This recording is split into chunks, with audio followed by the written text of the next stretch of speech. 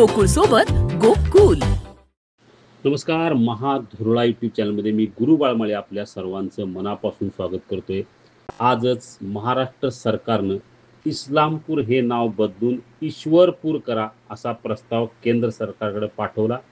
मंत्री छगन भुजबळ यांनी विधानसभेत आज त्याची घोषणा केली. ईश्वरपूर करण्याची मागणी गेल्या अनेक वर्षापासून होत आहे.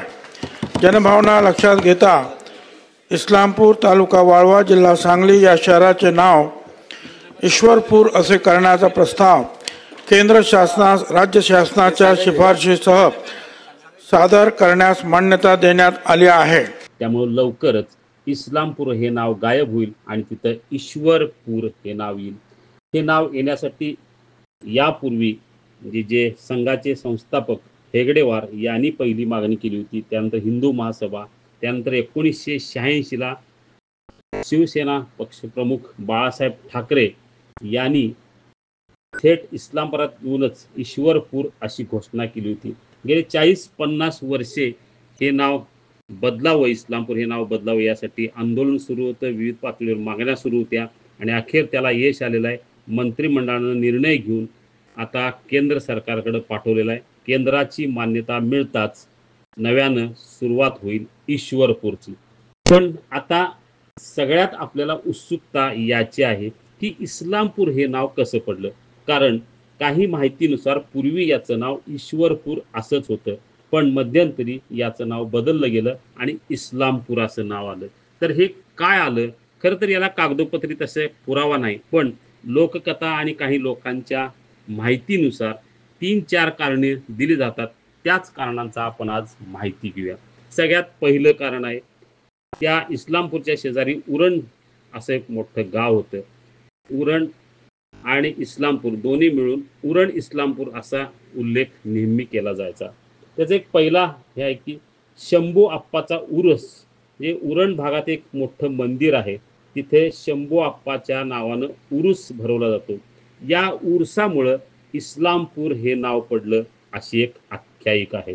दुसरा एक महत्त्वाचा आहे, आदिलशाहचं सैनिक मिरजेवरून कराडकडे जात होतं आणि मध्ये या भागात त्यांनी ठाणी अनेक दिवस पडली. अनेक दिवस इथं राहिल्यामुळं जाता जाता या भागाला इस्लामपूर असं संबोधण्यात येऊ लागले. आणखीन एक तिसरं एक आख्यायिक आहे. या भागात एक मोठा साधू राहत होता आणि नेमकं जिथं साधू ध्यानस्थ बसला होता त्याच्या शेजारी एकानं एक मृतदेह पुरू लागला. तेव्हा साधू म्हणाला, इस हे लांबपूर म्हणजे प्रेत लांबपूर, याच्यावरनं त्या गावाचं नाव इस्लामपूर पडलं असं म्हणलं जातं. म्हणजे अशा अनेक आख्यायिका आहेत. खरं तर याला कागदोपत्री पुरावा कुठंच नाही.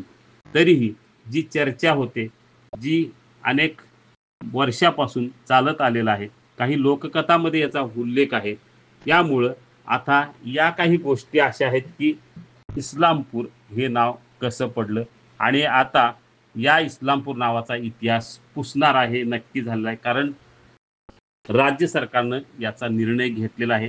केंद्राची मान्यता मिळेलच यात शंका नाही. कारण राज्य सरकारनं मंजूर करून केंद्राकडे पाठवल्यामुळं आणि केंद्रात भाजपची सत्ता आहे, त्यामुळं ईश्वरपूर हे निश्चित होईल.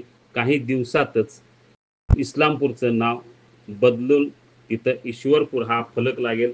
मोठी नगरपालिका जी ब्रिटिश काळात स्थापन करण्यात आली, इस्लामपूर नगरपालिका, ती आता ईश्वरपूर नगरपालिका होईल. सगळ्याच गोष्टी बदलल्या जातील.